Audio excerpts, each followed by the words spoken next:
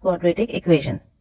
Now, before going further, let's recap what we have learned so far about algebraic expressions. So as we all know that algebraic expression is an expression that consists of terms, algebraic terms, and operations. And by means of operation, I mean plus, minus, multiplication and division. Okay. Now, let's take an example. 3x square minus 5. So, as we know that in this algebraic expression consists of two terms, in which, if we will consider this 3x square, 3 is coefficient, x is variable, and this 2 is power or exponent, but we commonly call it power. So this is it, plus the second term, that is minus 5. What we call this, because it does not have any variable, so it is called constant.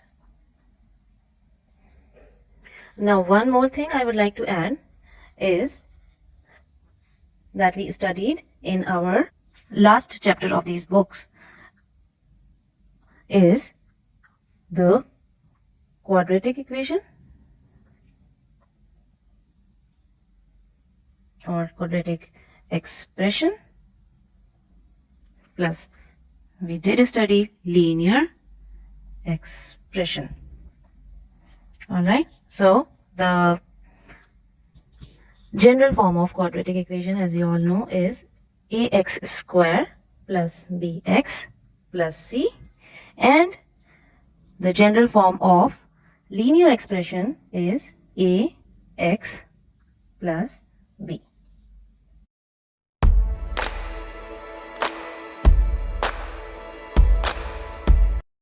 Now, before moving further, I would like to add two more very important points, that what are the like terms and what are the unlike terms.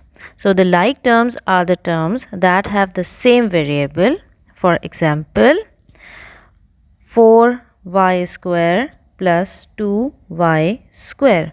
So as we can see in this algebraic expression, that these two terms have same variable.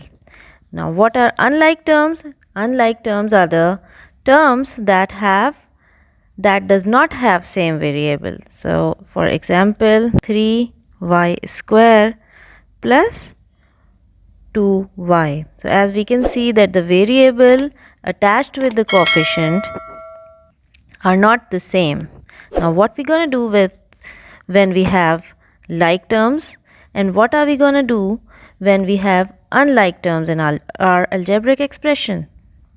As we can see in our example number 1, that both of the variables are same. So what we can do here, when you have two like terms together, what we are going to do, you can add or subtract accordingly. And in our example number 2, when you have unlike terms, what are we going to do? We cannot do anything. We cannot add them or we cannot subtract them. So in that case, what are we going to do? We are going to write our expression as it is. Very important point, addition and subtraction of algebraic expression.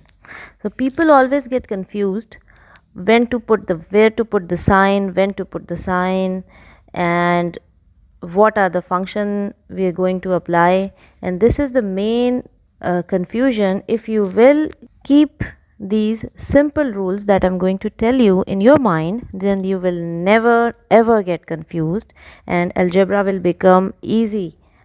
So always keep in mind, when you are adding two terms, for example 2y square plus 4y square. So when we are adding two terms, that should have the same variables, otherwise you cannot add them.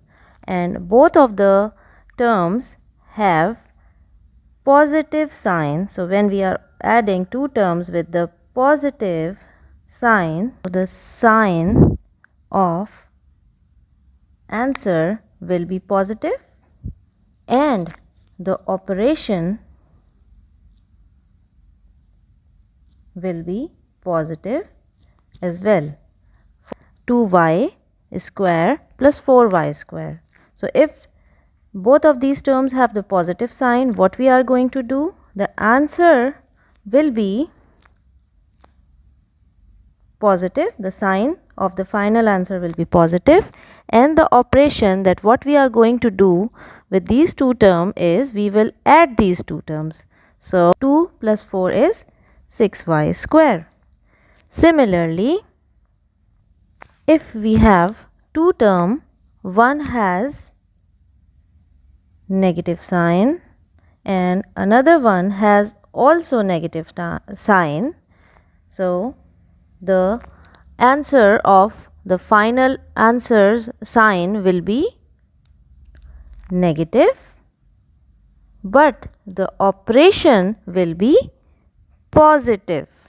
Okay, for example, I am telling you again, if we have minus 2y square minus 4y square, according to our rule, what we are going to do, the sign of our final answer will be negative, minus, and the operation will be, what we are going to do, we will add these two terms.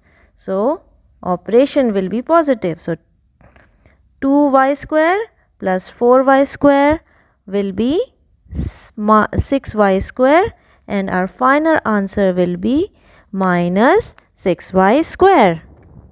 Now third point, and this is going to be tricky, but it's also very easy. When we will start to do the practice, then you will become familiar with the concept. So we will study and we will discuss these concepts again and again when we are doing our exercise also.